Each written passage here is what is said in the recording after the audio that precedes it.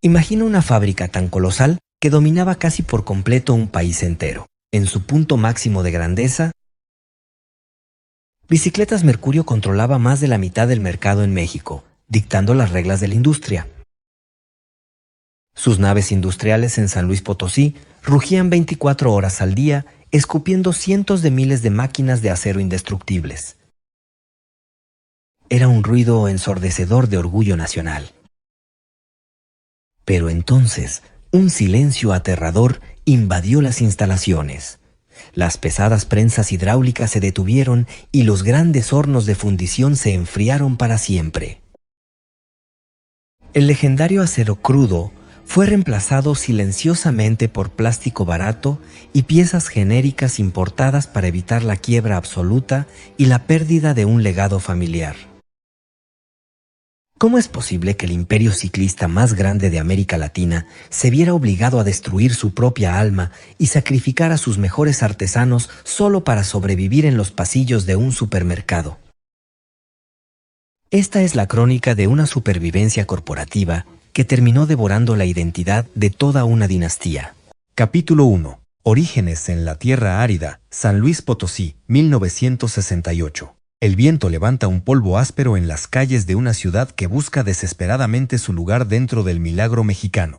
Es un año marcado por contrastes violentos y transformaciones radicales.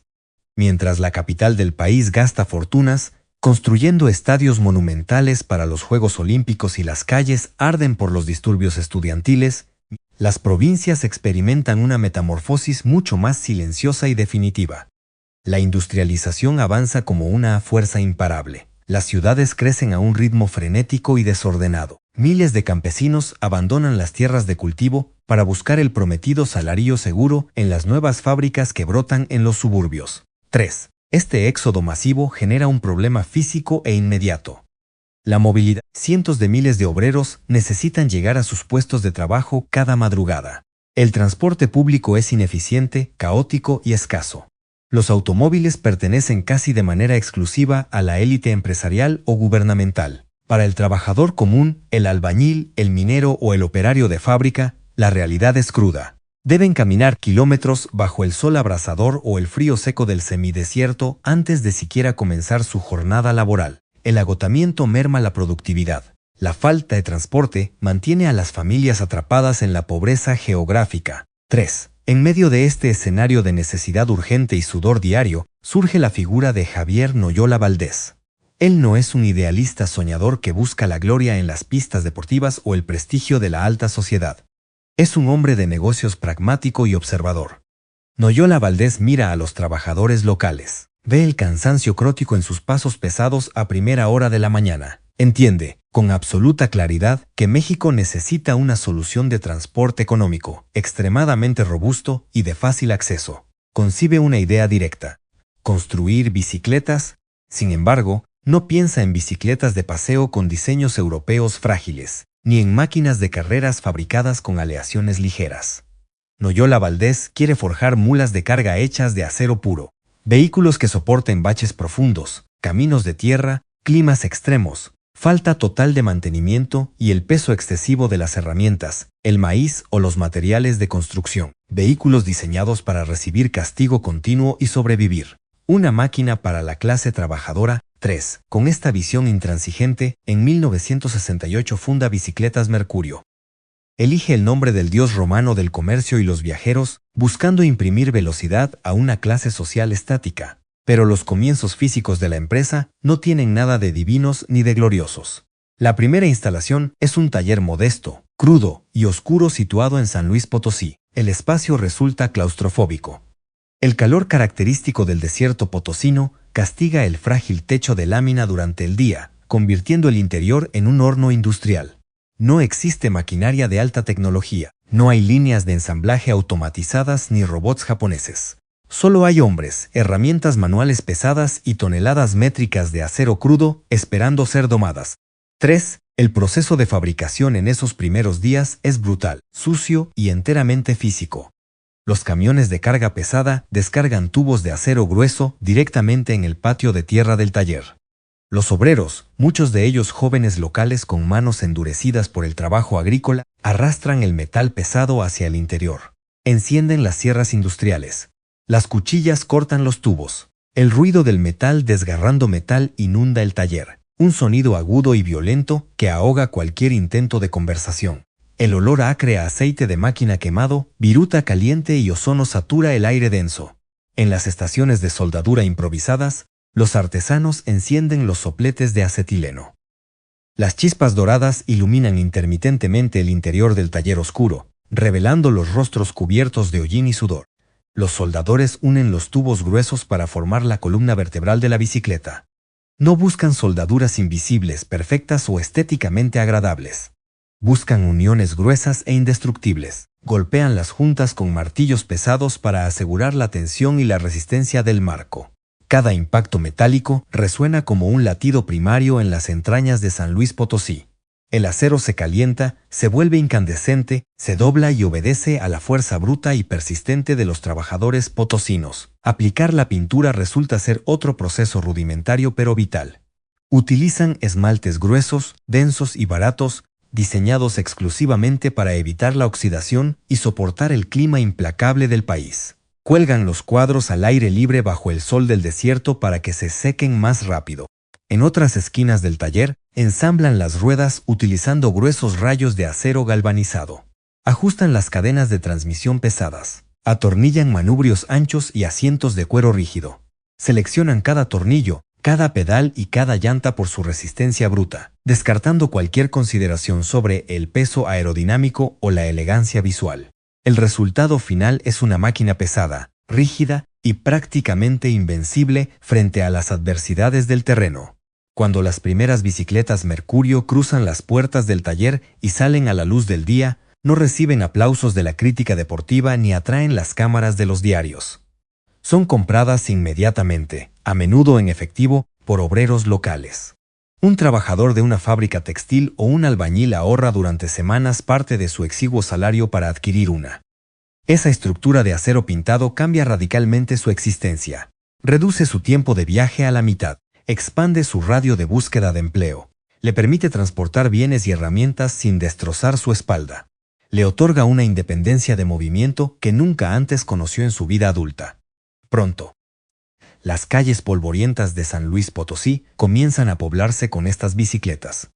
El sonido de los pedales y el roce de las gruesas cadenas metálicas se convierten en un componente fijo del paisaje sonoro urbano al amanecer.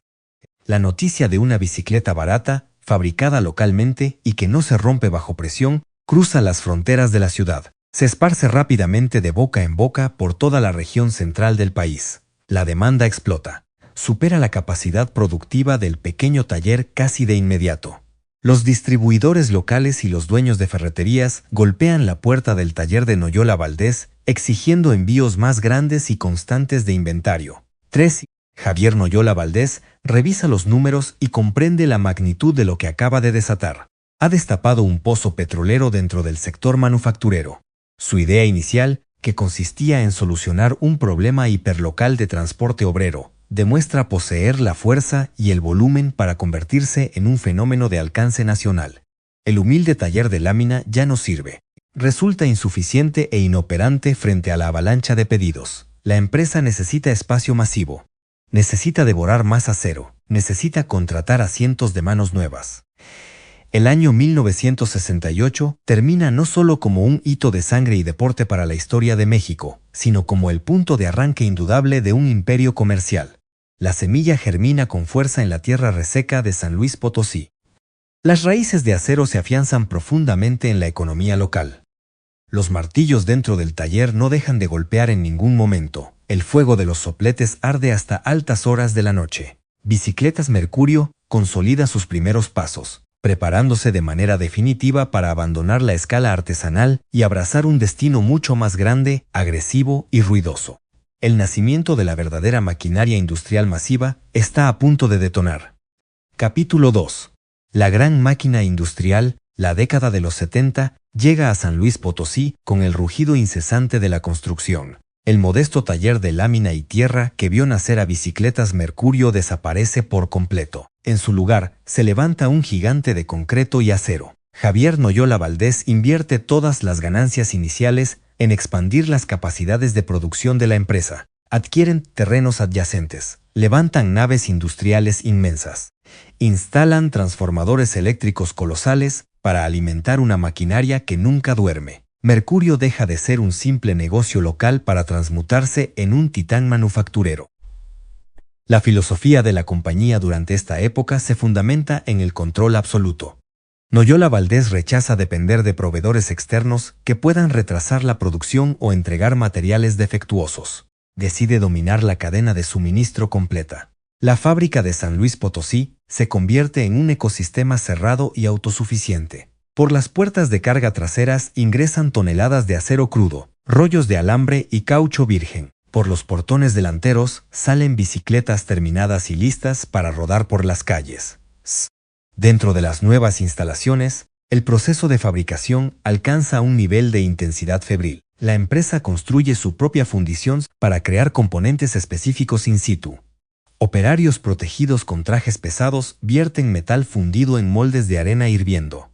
En la sección de troquelado, prensas hidráulicas golpean láminas de acero con una fuerza destructiva. Cortan engranajes, moldean pedales y forman los aros de las llantas. El impacto de estas máquinas hace temblar el suelo de la fábrica de forma rítmica. Es el pulso físico de un imperio en plena expansión. El área de soldadura multiplica su tamaño rápidamente. Docenas de hombres trabajan simultáneamente bajo campanas de extracción de humo. Unen los gruesos tubos de acero con precisión quirúrgica y velocidad. Ya no son simples aprendices o campesinos recién llegados. Se han convertido en maestros absolutos de su oficio. Controlan la temperatura de la llama con la mirada. Depositan el material de aporte en el punto exacto para garantizar la máxima resistencia estructural del cuadro. La velocidad de la línea de producción exige concentración total. Un error frena a todo el equipo de trabajo. El orgullo penetra en la mentalidad de la fuerza laboral potosina. Estos hombres dominan ahora procesos mecánicos complejos. Se consideran a sí mismos constructores del progreso nacional. Saben que el vehículo que forjan con sus propias manos sostiene la economía de miles de familias mexicanas. Ven en cada bicicleta Mercurio una demostración tangible de la capacidad técnica de México. No fabrican juguetes de recreo. Fabrican herramientas de supervivencia urbana y rural.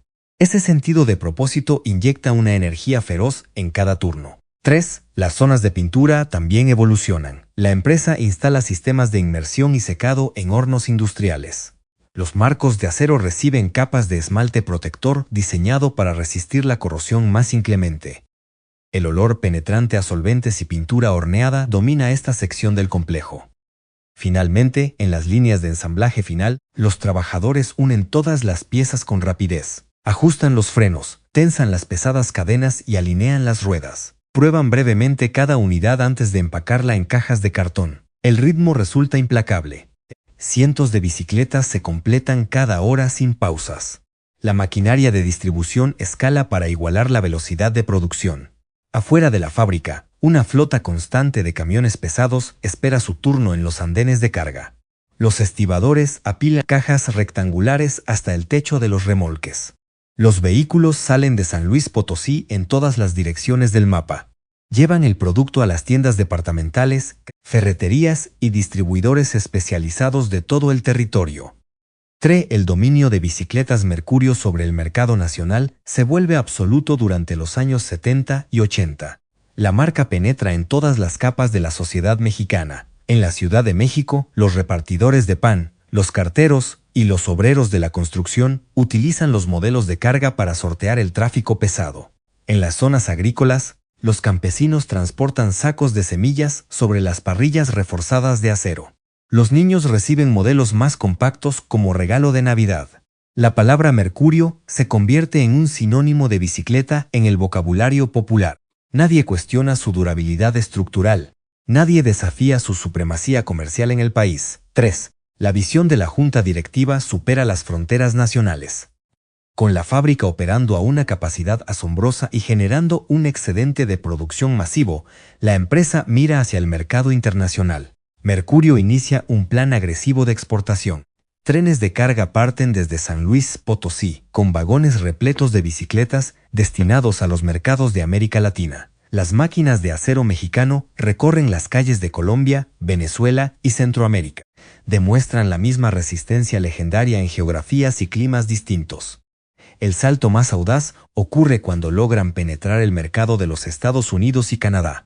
Las bicicletas forjadas en el desierto potosino cruzan la frontera norte para competir directamente en vitrinas extranjeras. La solidez del acero y la firmeza del ensamblaje convencen a los compradores internacionales.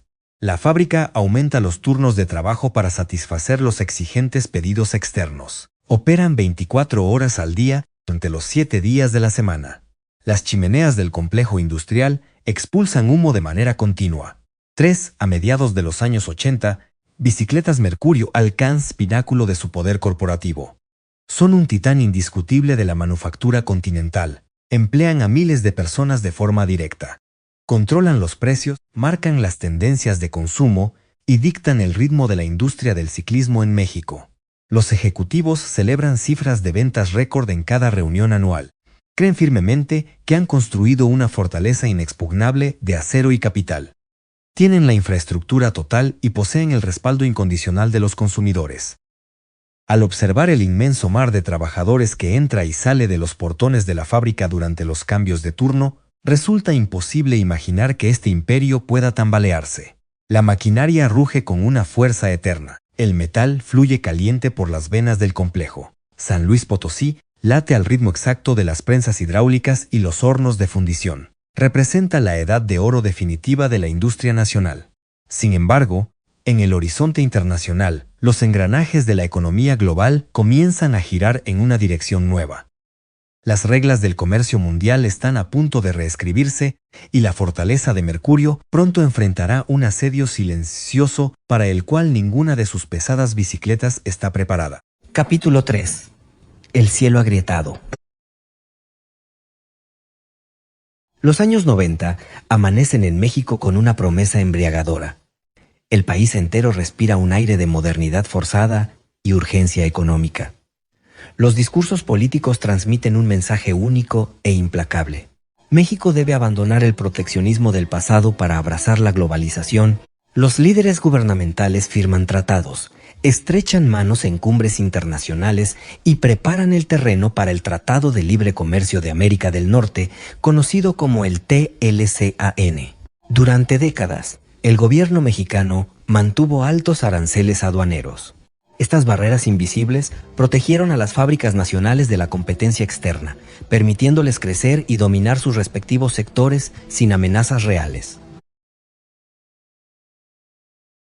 Bajo este escudo protector, Bicicletas Mercurio consolidó su imperio en San Luis Potosí. Para 1990, la junta directiva de la empresa observa los cambios geopolíticos desde una posición de comodidad absoluta. Sus oficinas corporativas, aisladas del ruido de las prensas hidráulicas, proyectan un ambiente de invulnerabilidad.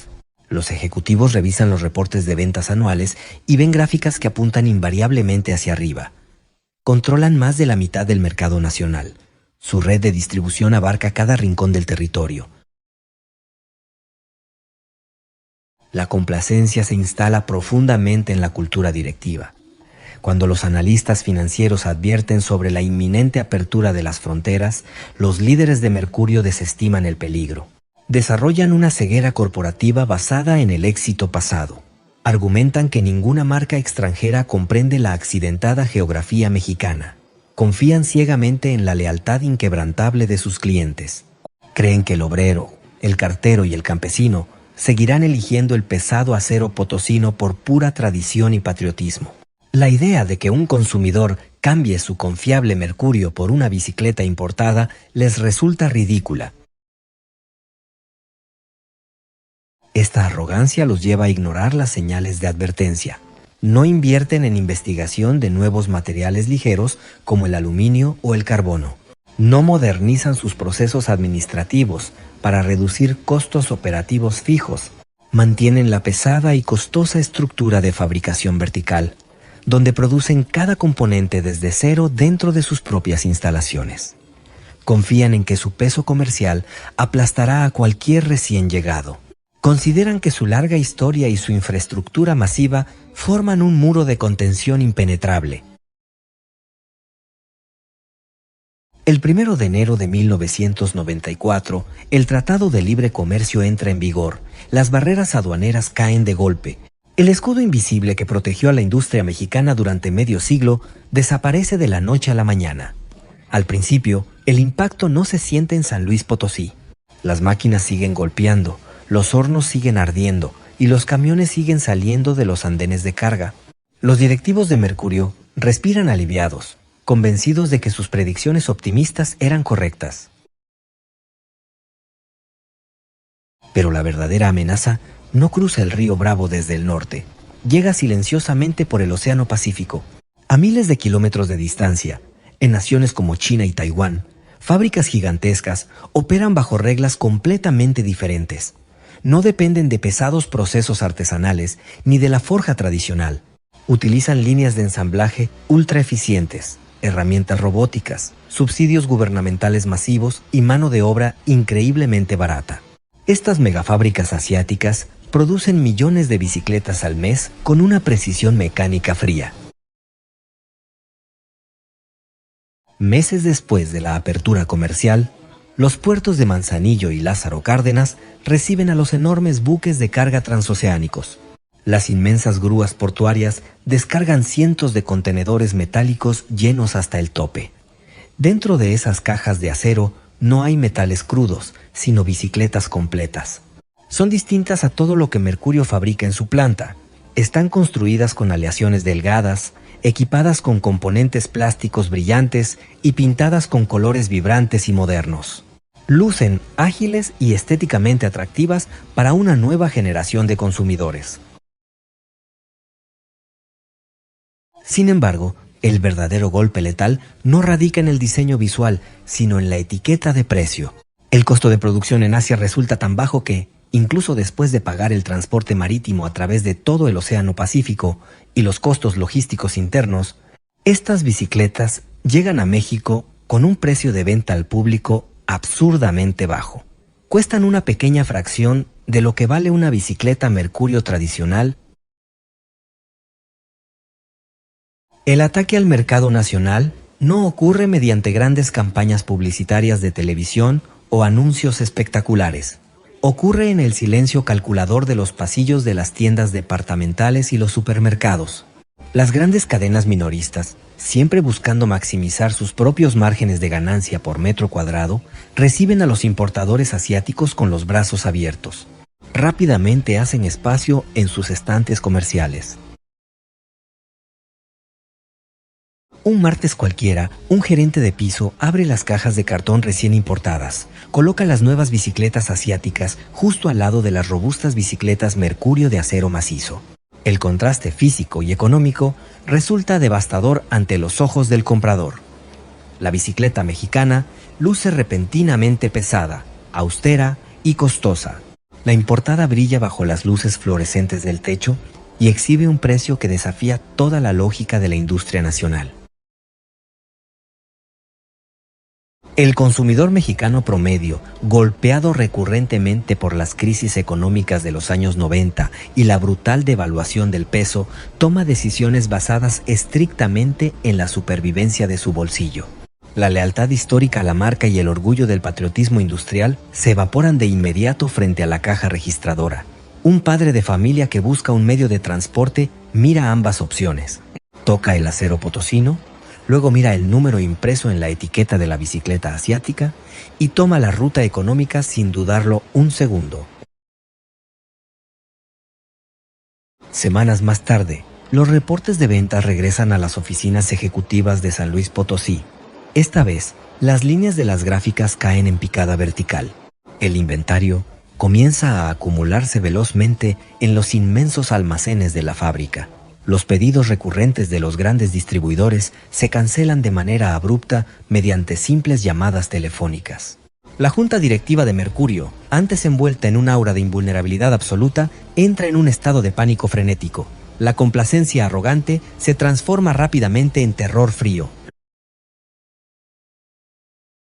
Comprenden demasiado tarde que su fortaleza inexpugnable no sirve absolutamente de nada ante un enemigo que no ataca de frente sus muros, sino que se infiltra subrepticiamente por las minúsculas grietas del comercio global.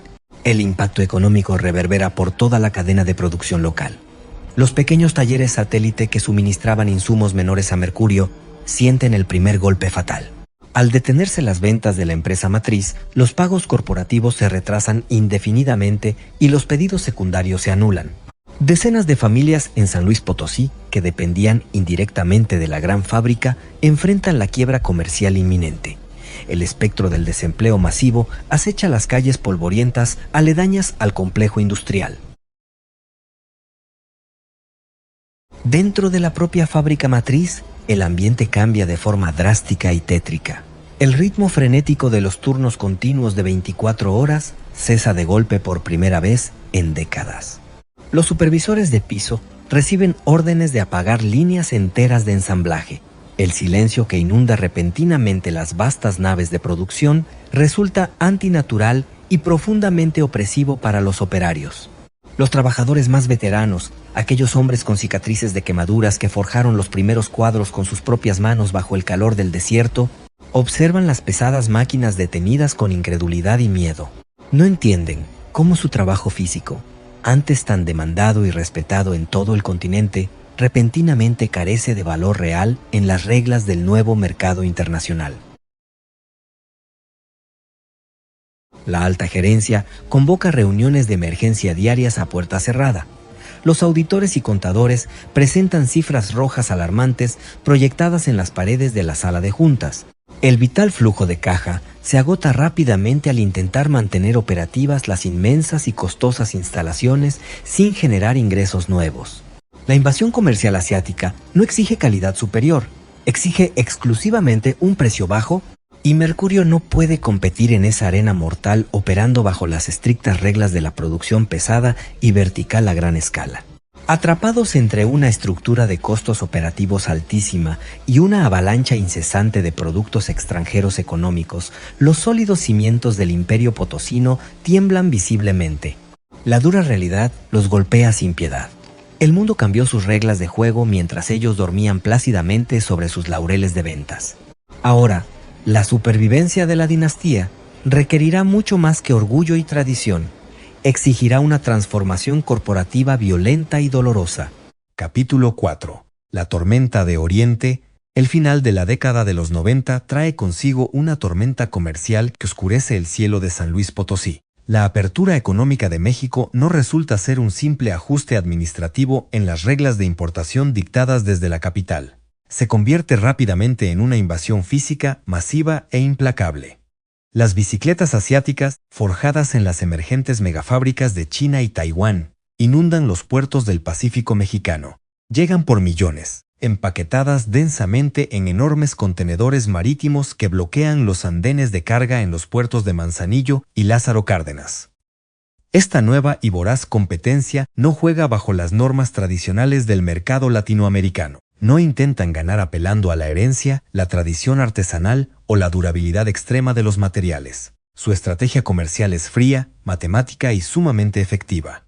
Atacan el único factor que realmente importa en una economía golpeada por constantes crisis devaluatorias y recesiones: el precio de venta al consumidor.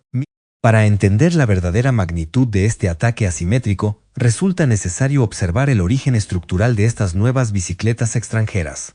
En Asia, la producción no depende del esfuerzo físico extenuante de artesanos ni de la forja pesada del metal.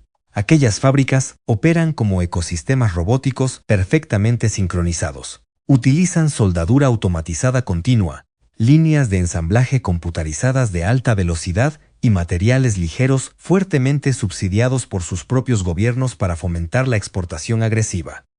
Un solo complejo industrial en la costa taiwanesa puede escupir más bicicletas terminadas en una semana que toda la gigantesca planta de Mercurio en un mes entero de trabajo ininterrumpido. El costo laboral unitario es mínimo. El resultado final de esta implacable ecuación industrial es un producto terminado que cruza todo el océano y aterriza en los estantes mexicanos con un costo que parece un error de impresión o una broma cruel para los fabricantes locales. Cuestan tan poco que algunos consumidores comienzan a considerarlas casi como bienes desechables.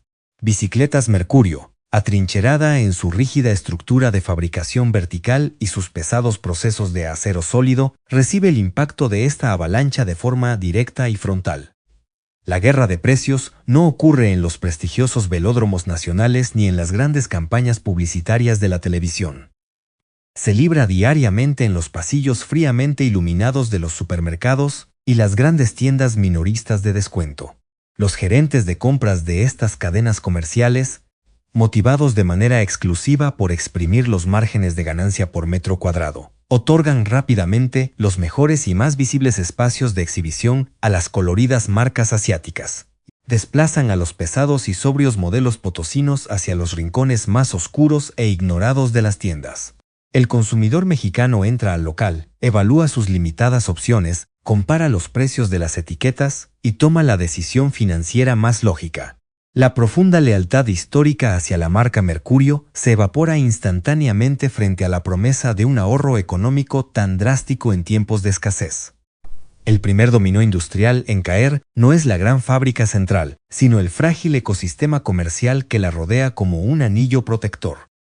Durante muchos años de crecimiento continuo, San Luis Potosí desarrolló una red intrincada de pequeños talleres y negocios familiares que actuaban como proveedores satélite exclusivos de Mercurio. Estos hombres fabricaban cientos de miles de radios para las ruedas, empuñaduras de goma vulcanizada, pequeñas piezas plásticas inyectadas y tornillería especializada. Estos pequeños empresarios operan al día y no tienen reservas de capital para soportar una sequía prolongada de pedidos corporativos. Cuando las masivas ventas de Mercurio se estancan abruptamente en los supermercados, la fábrica matriz cancela de manera unilateral todas sus órdenes de compra locales. El efecto cascada resulta financiera y socialmente devastador para la ciudad. Semana tras semana, la tragedia se repite en los barrios industriales. Los pequeños talleres apagan sus taladros y prensas mecánicas. Los ruidosos portones de chapa metálica se cierran por última vez con candados gruesos. Los dueños se ven obligados a despedir a sus escasos empleados y declaran la bancarrota frente a tribunales implacables. Cientos de familias potosinas pierden su única y vital fuente de ingresos de la noche a la mañana. La zona industrial periférica de San Luis Potosí comienza a mostrar dolorosos signos de abandono y deterioro acelerado. Las calles que antes resonaban desde la madrugada con el ruidoso bullicio de los camiones de reparto, ahora lucen desiertas y cubiertas de polvo. La silenciosa muerte comercial de estos fieles proveedores satélite confirma un hecho aterrador. La crisis actual no es una simple fluctuación temporal del mercado que pueda superarse con paciencia. Es un cambio de paradigma global y definitivo que amenaza seriamente con destruir y sepultar toda la base manufacturera de la región central. 3. El golpe final, ineludible y aplastante, alcanza por fin el corazón del imperio potosino. Dentro del colosal complejo de bicicletas Mercurio, la dura realidad financiera aplasta el orgullo de la junta directiva. Por primera vez en toda la rica historia de la empresa, la curva gráfica de ingresos no simplemente se estanca, sino que cae en una línea vertical directa hacia el abismo de la insolvencia. Los gruesos libros contables sangran dinero a borbotones. Mantener operativas las inmensas y antiguas naves industriales requiere un flujo de efectivo diario masivo que simplemente ya no existe en las cuentas bancarias de la compañía. El altísimo costo de encender y alimentar los enormes hornos de fundición, mantener lubricadas las pesadas prensas hidráulicas y pagar religiosamente la abultada nómina de miles de trabajadores sindicalizados consume las últimas reservas de capital a un ritmo verdaderamente aterrador. La gerencia acorralada toma decisiones de emergencia drásticas para intentar frenar la letal hemorragia financiera. Emiten la dolorosa orden de detener por completo la producción en múltiples sectores estratégicos de la inmensa planta. El impacto visual y acústico dentro del recinto industrial resulta perturbador e incomprensible para los obreros veteranos. Las gigantescas prensas de troquelado que durante décadas hicieron temblar el suelo potosino, demostrando la fuerza productiva nacional, se detienen en seco. Los enormes hornos industriales se enfrían lentamente perdiendo su brillo ardiente. Las vastas áreas de soldadura, antes constantemente iluminadas por miles de chispas doradas saltando en el aire, quedan sumidas en una fría penumbra. Los supervisores de piso caminan con rostros desencajados y ordenan a los operarios cubrir las maquinarias colosales con pesadas lonas protectoras para resguardarlas de la humedad ambiental y la inactividad forzada. El polvo seco del desierto comienza a acumularse implacablemente sobre las superficies de plástico y lona. Una fina pero visible capa gris se asienta sobre las herramientas olvidadas y las largas líneas de ensamblaje completamente paralizadas. El rugido incesante y orgulloso que definió la legendaria edad de oro de la empresa es reemplazado por un silencio sepulcral. Este mutismo mecánico solo es interrumpido por los pasos solitarios y resonantes de los guardias de seguridad que patrullan las naves vacías. Miles de trabajadores capacitados son enviados a sus casas con permisos temporales que, ante la desesperación financiera, rápidamente se transforman en despidos masivos y definitivos. Los rostros profundamente curtidos de aquellos hombres fuertes que literalmente forjaron la grandeza inicial de la marca con sus propias manos reflejan ahora la amarga angustia de un futuro oscuro e incierto. Bicicletas Mercurio, el gigante invencible de la manufactura nacional, el símbolo de la resiliencia obrera, se tambalea peligrosamente al borde de la bancarrota absoluta y la desaparición histórica. Los miembros de la junta directiva caminan como fantasmas por los largos y lujosos pasillos corporativos vacíos. Saben perfectamente que sus pesadas estructuras de acero, su inquebrantable orgullo local y su largo legado histórico no poseen la fuerza necesaria para detener la avalancha asiática. La empresa está a semanas de ser borrada completamente del mapa comercial latinoamericano. 1. El indomable orgullo potosino se encuentra finalmente acorralado sin salida aparente. Ya no existe el más mínimo margen de error en las hojas de cálculo. No existen más préstamos bancarios benevolentes, ni apoyos gubernamentales, ni rescates milagrosos que los puedan salvar del colapso inminente. Han llegado a la frontera final y definitiva de su larga existencia corporativa. En este punto crítico de oscuridad total y desesperación financiera, los dueños se enfrentan el ultimátum más cruel de su vida empresarial. Tienen que decidir de forma inmediata si apagan las luces del recinto para siempre y venden los fierros oxidados al mejor postor, o si ejecutan una amputación brutal de su propia identidad corporativa para intentar sobrevivir un día más. Capítulo 5. La decisión de vida o muerte. El silencio domina la gran sala de juntas corporativa en San Luis Potosí. Es un silencio denso, pesado, radicalmente distinto al ruido ensordecedor que durante décadas caracterizó al complejo industrial. La familia Noyola y los altos ejecutivos de Bicicletas Mercurio ocupan sus asientos alrededor de la extensa mesa de caoba. Frente a ellos, los reportes financieros muestran una realidad brutal. Las cifras de ventas caen en picada. Los inmensos almacenes están saturados de inventario que nadie compra. La invasión de bicicletas asiáticas ha destruido los márgenes de ganancia. El imperio forjado con acero y sudor, en 1968 se encuentra al borde del colapso total y absoluto. No hay tiempo para discursos motivacionales ni para recordar glorias pasadas. La empresa sangra dinero cada minuto que las máquinas permanecen apagadas. Afuera de las oficinas climatizadas, la atmósfera es radicalmente distinta. El sol castiga el pavimento y el miedo físico paraliza a miles de trabajadores. La orden de detener las líneas de producción ha sumido las naves en una quietud aterradora. Los obreros se agrupan en los patios de maniobras y cerca de los inmensos portones principales. Sus rostros curtidos reflejan una angustia profunda. San Luis Potosí depende vitalmente de esta fábrica. No son solo operarios enfrentando la posibilidad de perder su empleo. Son familias enteras cuyo sustento diario, alimentación y vivienda penden de un hilo muy delgado. Los pequeños negocios de comida alrededor del complejo, los transportistas locales, las ferreterías de barrio, todos conforman un ecosistema frágil que respira al ritmo de Mercurio. Si el gigante cae, la región entera sufrirá un impacto económico devastador. Dentro de la sala, el director financiero proyecta las opciones reales sobre la pared. No hay espacio para la esperanza infundada ni para el orgullo patriótico. La primera opción sobre la mesa es la más rápida y cobarde: declarar la bancarrota oficial, cerrar las puertas de hierro para siempre, liquidar la maquinaria pesada al precio del metal viejo, pagar las deudas más urgentes con los bancos y abandonar el legado histórico de Javier Noyola Valdés. Esta ruta significa enviar a miles de potosinos directamente a la miseria y dejar que las marcas importadas devoren el mercado sin resistencia alguna. Es una rendición incondicional ante la globalización. La segunda opción resulta igualmente humillante para los fundadores: vender la marca Mercurio a un gran conglomerado corporativo extranjero. Varios grupos de inversión internacionales han olido la sangre en el agua y ofrecen comprar el nombre por una fracción de su valor histórico. Si aceptan este camino, los nuevos dueños mantendrían el logotipo del dios romano en las etiquetas, pero cerrarían la planta productiva de San Luis Potosí de inmediato. Importarían bicicletas completas desde Asia y simplemente les pegarían la calcomanía de Mercurio para engañar al mercado. La marca sobreviviría como un simple sello comercial vacío, sin fábrica local, sin obreros mexicanos y sin alma industrial.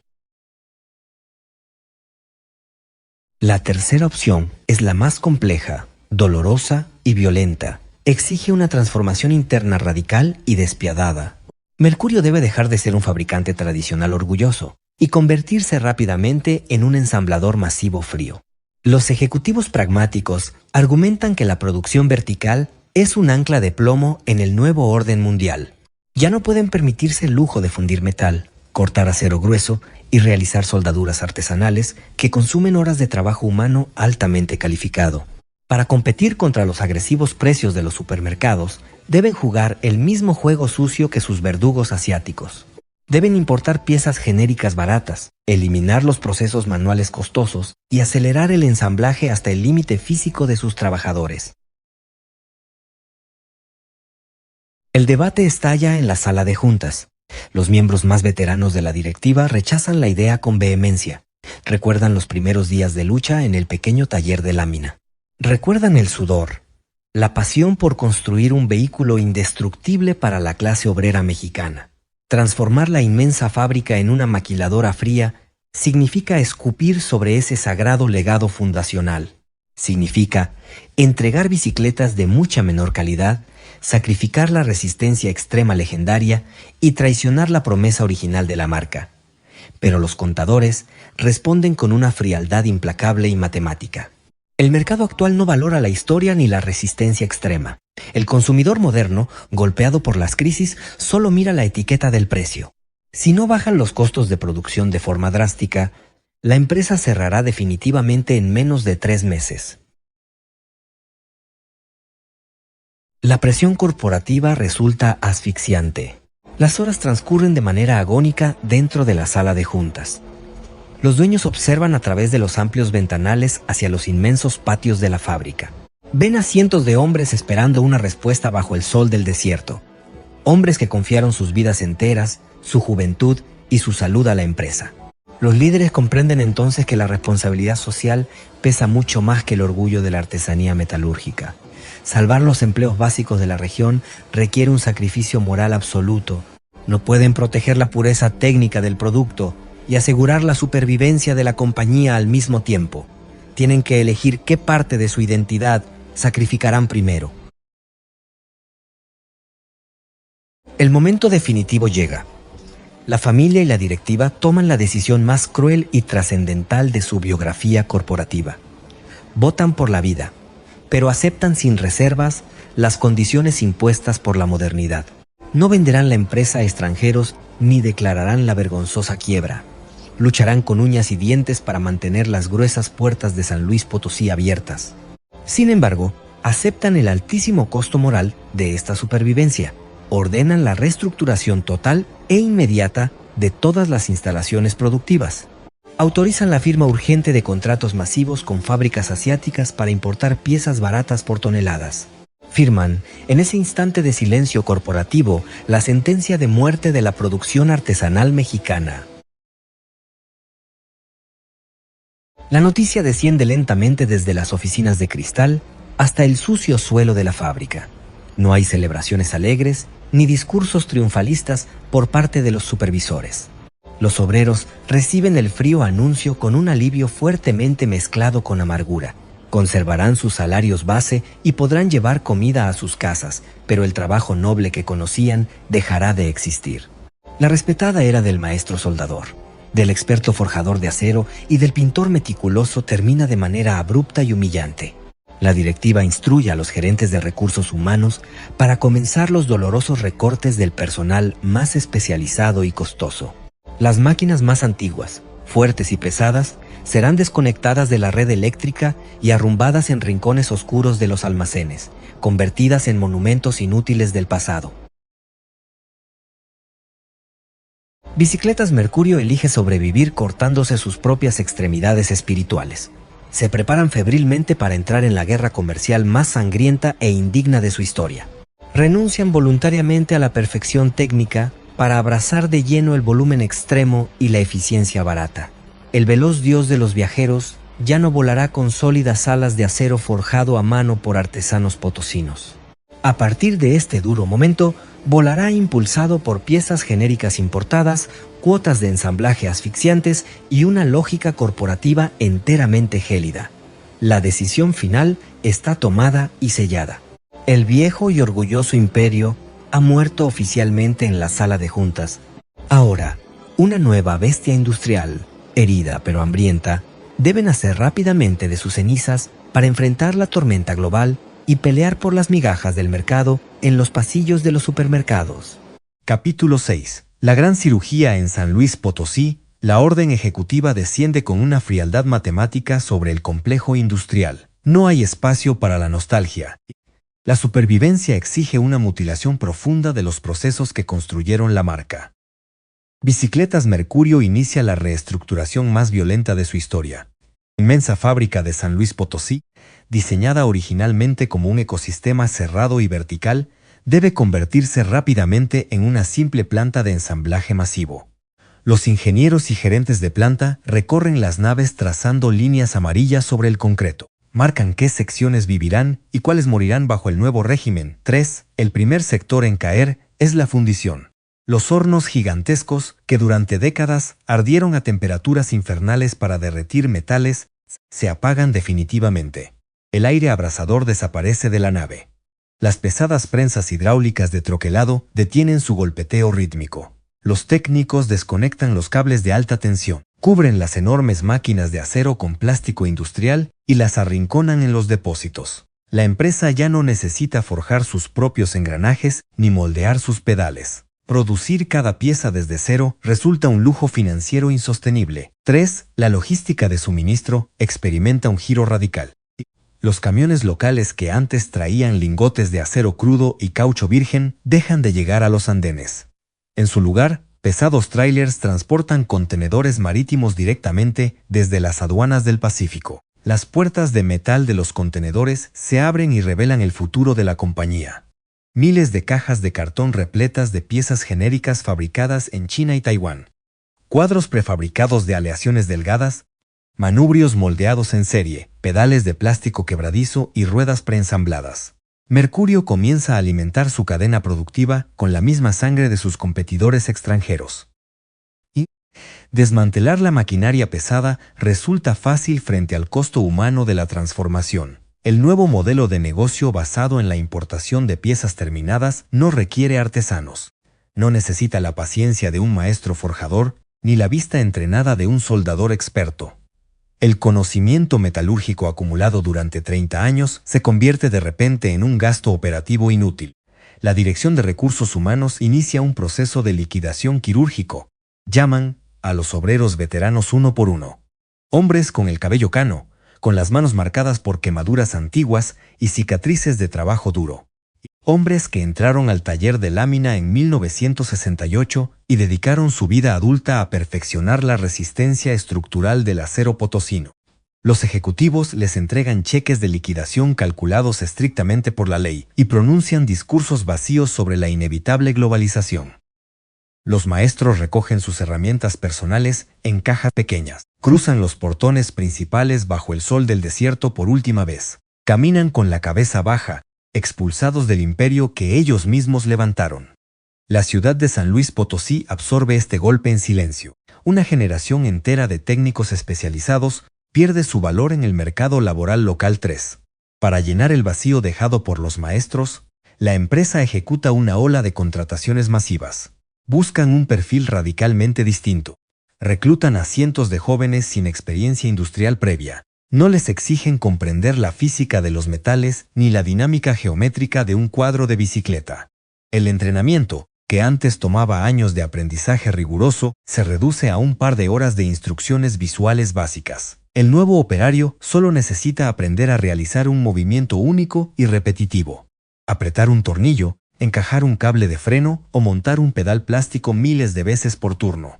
Las naves industriales, antes dominadas por el fuego y el humo, se transforman en asépticas líneas de ensamblaje continuo. Instalan largas bandas transportadoras eléctricas que atraviesan los cientos de metros del complejo. La velocidad dicta la nueva religión de la fábrica.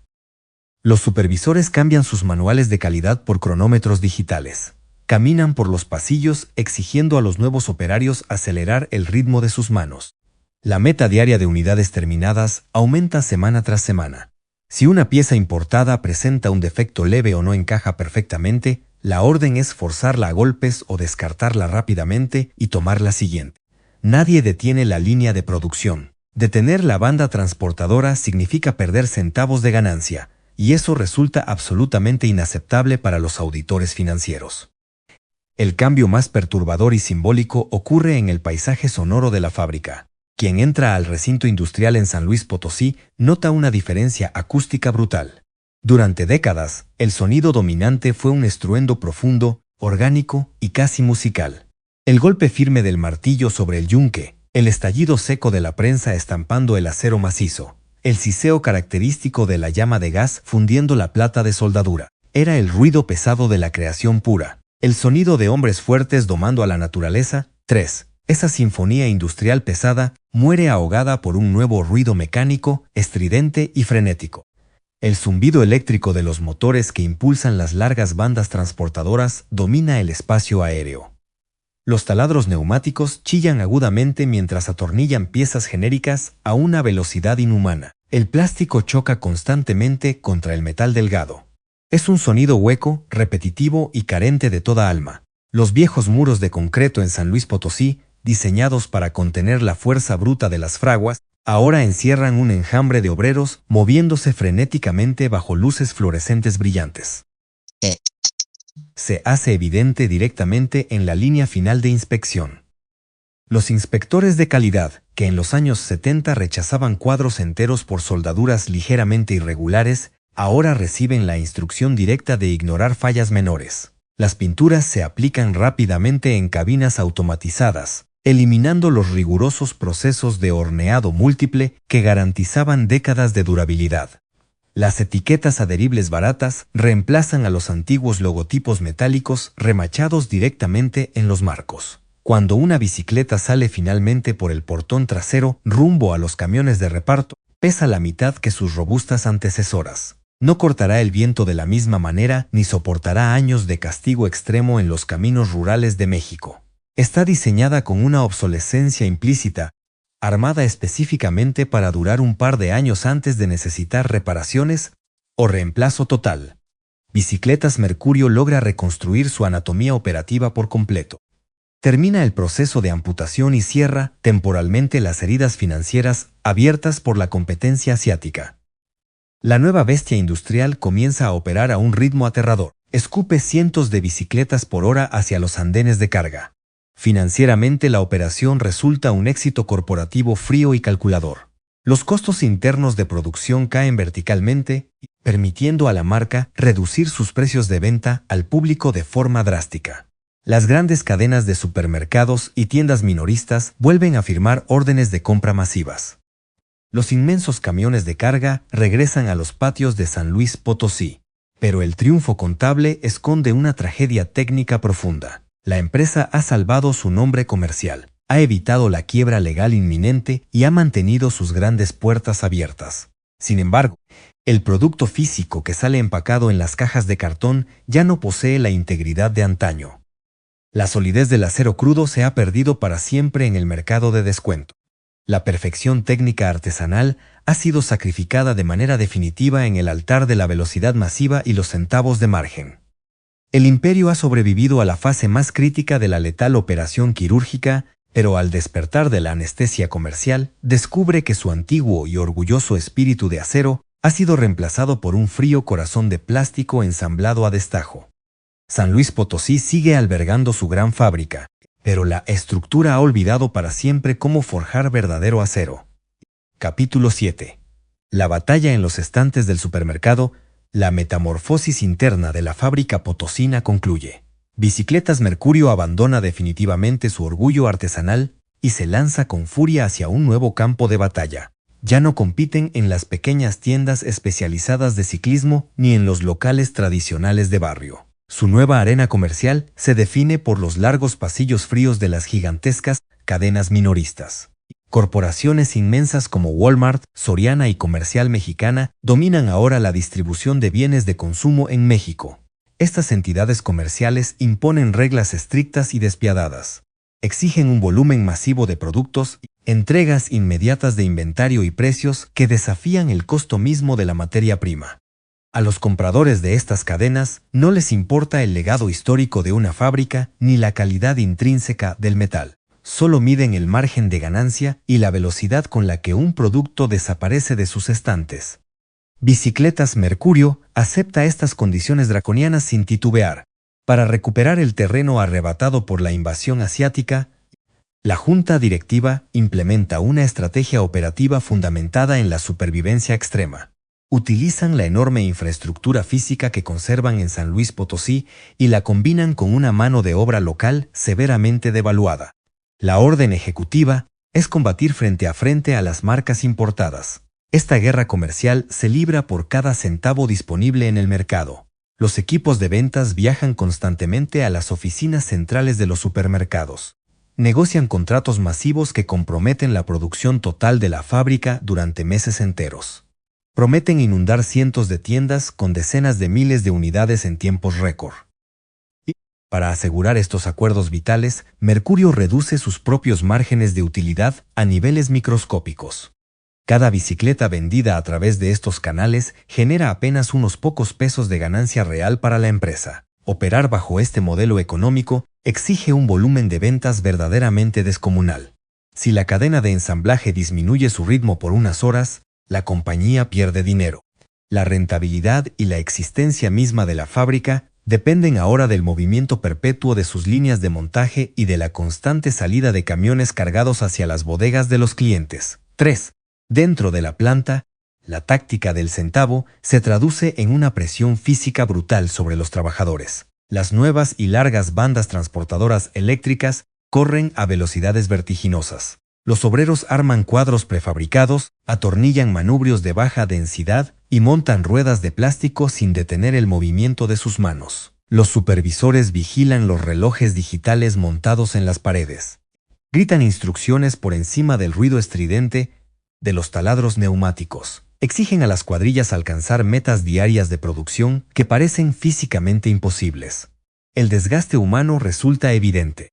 Los turnos de 12 horas se vuelven la norma obligatoria durante las temporadas de alta demanda. Y la fábrica literalmente devora la energía vital de sus empleados jóvenes para lograr compensar los delgados márgenes de ganancia que dictan los supermercados. Afuera de los inmensos portones de carga, la logística funciona como una operación militar continua. Filas kilométricas de camiones pesados esperan su turno bajo el ardiente sol del desierto potosino. Los estibadores cargan las frágiles cajas de cartón en los remolques con una urgencia febril. Los motores diésel rugen noche y día. Las flotas de transporte parten en todas las direcciones del territorio nacional, llevando el producto directamente hacia los inmensos centros de distribución de las cadenas minoristas.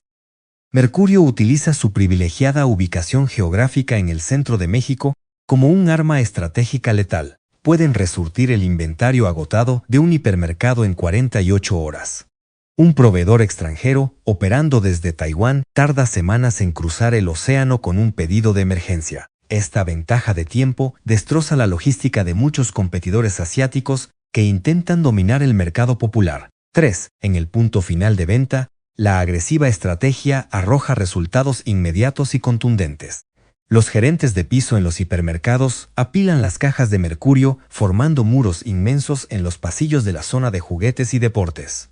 Las bicicletas ensambladas en San Luis Potosí, ahora armadas casi en su totalidad con componentes asiáticos baratos, exhiben grandes etiquetas amarillas de rebaja. Sus precios compiten cuerpo a cuerpo contra las importaciones más económicas del mundo. El consumidor mexicano camina por el pasillo empujando su carrito de compras. Guiado por la estricta necesidad de ahorrar en tiempos de crisis financiera, evalúa las opciones frente a él, observa el precio accesible y realiza la compra sin pensarlo dos veces. Adquieren estas máquinas económicas para regalar a sus hijos o para sustituir sus viejos medios de transporte urbano. El inventario comercial rota a una velocidad asombrosa. Las altas pilas de cajas desaparecen rápidamente de las tiendas y los supermercados envían órdenes automáticas de resurtido hacia la planta matriz. La sangría financiera que amenazaba con hundir a la empresa se detiene de forma definitiva. Los reportes contables mensuales cambian rápidamente del color rojo al negro sólido. La fábrica genera nuevamente ingresos millonarios a través de la incesante acumulación de fracciones de dinero. Mercurio expulsa del mercado nacional a múltiples marcas extranjeras menores y reclama por la fuerza su título como el fabricante de mayor volumen en el país. La junta directiva respira con profundo alivio en sus renovadas oficinas, observan las proyecciones financieras ascendentes y validan su dura decisión operativa. Han salvado a la compañía potosina del abismo absoluto. Miles de familias en la ciudad conservan sus ingresos básicos gracias a la permanencia de los turnos de trabajo. Sin embargo, esta aparente resurrección comercial encierra un costo sombrío y permanente que las hojas de cálculo no pueden registrar. Bicicletas Mercurio recupera el primer lugar en volumen de ventas, pero pierde irreversiblemente el respeto y el prestigio de su nombre. La marca ya no representa un símbolo de excelencia mecánica o un patrimonio duradero. Los ciclistas puristas, los mensajeros veteranos y los mecánicos de los talleres de barrio abandonan la marca por completo. La identifican como un simple artículo de supermercado. La consideran un producto ensamblado sin cuidado, destinado a romperse en un par de años y terminar arrumbado en un patio trasero. La resistencia extrema y la mítica solidez del acero que construyeron la leyenda de Javier Noyola Valdés en 1968 quedan enterradas bajo gruesas capas de plástico quebradizo y metales delgados. El gigante industrial triunfó en la brutal guerra de los precios bajos y mantuvo encendidas las luces de su enorme planta. Pero al depositar su destino en las manos de las tiendas de descuento, la empresa liquidó su verdadera identidad corporativa en la caja registradora. Capítulo 8. El legado del sobreviviente, San Luis Potosí en la actualidad. El sol golpea los inmensos muros de concreto del complejo industrial con la misma fuerza que hace 50 años. La gran fábrica de bicicletas Mercurio sigue allí. No es una ruina abandonada. No es un cementerio silencioso de máquinas oxidadas, como ocurrió con tantas otras plantas manufactureras de su misma generación. Este lugar respira, se mueve y produce de manera incesante. Hoy en día, la empresa domina el mercado mexicano con una autoridad comercial aplastante. Sus modernas instalaciones escupen millones de bicicletas cada año. Una flota inagotable de camiones de carga entra y sale sin descanso de los andenes, alimentando los gigantescos centros de distribución de las cadenas minoristas en todo el territorio nacional e incluso exportando volúmenes masivos hacia Norteamérica. 3. Desde una perspectiva estrictamente financiera, el caso de Mercurio representa un éxito rotundo y casi milagroso. Sobrevivieron a la brutal embestida asiática que aniquiló al 90% de la manufactura local en América Latina. Las cuentas bancarias corporativas muestran números negros sólidos. La familia fundadora Noyola mantiene el control absoluto de su creación. Lograron lo impensable. Evitaron la bancarrota inminente cuando la lógica económica de los años 90 dictaba su desaparición segura. Se negaron a vender su nombre a los capitales extranjeros y mantuvieron la propiedad de la tierra potosina. Los analistas financieros y los expertos comerciales estudian el modelo de supervivencia de Mercurio en las escuelas de negocios. Observan sus balances contables y aplauden su capacidad de adaptación extrema frente a la globalización. La lección comercial que extraen de esta historia es fría, brutal, pero dolorosamente efectiva. En el ecosistema corporativo moderno, la nostalgia industrial resulta ser un veneno mortal.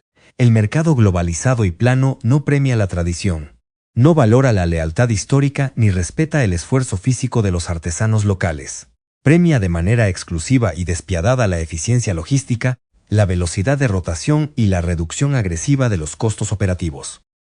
Mercurio comprendió esta regla inflexible de forma temprana y actuó en consecuencia. Los directivos entendieron claramente que para salvar el cuerpo principal de la empresa y evitar el cierre, necesitaban amputar sus extremidades más pesadas y queridas. Cortaron de tajo los costosos procesos internos de fundición, eliminaron la noble forja manual del acero, despidieron sin miramientos a los maestros soldadores que habían construido la reputación de la marca. Reemplazaron el valioso conocimiento metalúrgico acumulado por rápidas líneas de ensamblaje continuo y piezas prefabricadas baratas provenientes de Oriente. La empresa ejecutó una metamorfosis violenta. Se transformaron de fabricantes orgullosos a importadores masivos y ensambladores veloces. Esta capacidad de mutilación propia, este pragmatismo absoluto, les permitió aligerar su estructura de costos y competir cuerpo a cuerpo contra los precios irreales de los supermercados.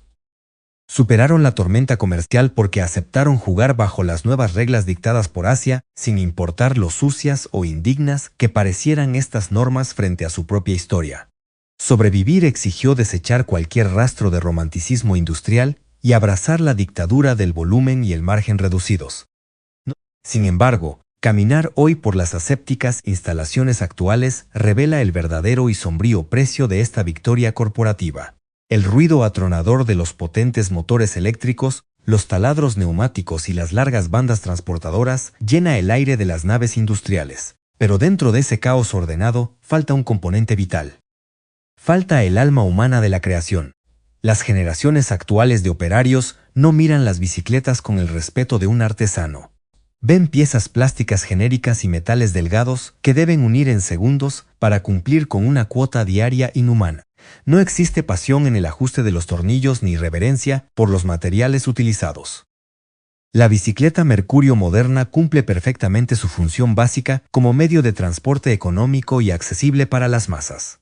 Llena los pasillos de las tiendas departamentales con colores brillantes y diseños modernos, pero carece por completo del espíritu indestructible y la solidez estructural que caracterizó a los legendarios primeros modelos forjados en 1968. Ahora es un objeto puramente transaccional, frágil y desechable, diseñado en hojas de cálculo con una obsolescencia programada para ser reemplazado rápidamente. Las marcas de las quemaduras, el sudor honesto y la dedicación absoluta de los viejos artesanos potosinos quedaron lavados de manera permanente por la eficiencia fría y aséptica del plástico importado. El gigantesco complejo industrial que domina el horizonte en San Luis Potosí representa hoy un monumento imponente a la resiliencia corporativa, pero al mismo tiempo se erige como un mausoleo silencioso de la excelencia manufacturera mexicana. Bicicletas Mercurio conservó su nombre histórico brillando en las calles. Conservó miles de empleos directos que sostienen económicamente a muchas familias de la ciudad y evitan el colapso social de la región. El corazón de la empresa sigue latiendo, bombeando productos y generando dinero.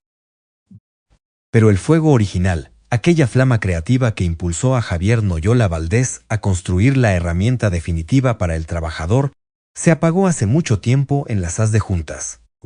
La chispa del soldador experto y el orgullo inquebrantable de forjar acero nacional cedieron su lugar definitivo al pragmatismo implacable de los centavos. El dios romano del comercio y los viajeros sigue recorriendo los caminos de México, pero ahora lo hace sobre ruedas baratas y cuadros genéricos carentes de historia. La crónica de esta inmensa fábrica nos recuerda una verdad profundamente incómoda sobre el mundo industrial moderno. A veces, ganar la guerra comercial global significa perder de manera irreversible exactamente aquello que te hizo grande y respetado en un principio. Mercurio sobrevivió al apocalipsis manufacturero, derrotó a la quiebra y mantuvo sus puertas abiertas, pero el costo exigido por esa vida prolongada fue entregar su alma artesanal en la frialdad de la caja registradora.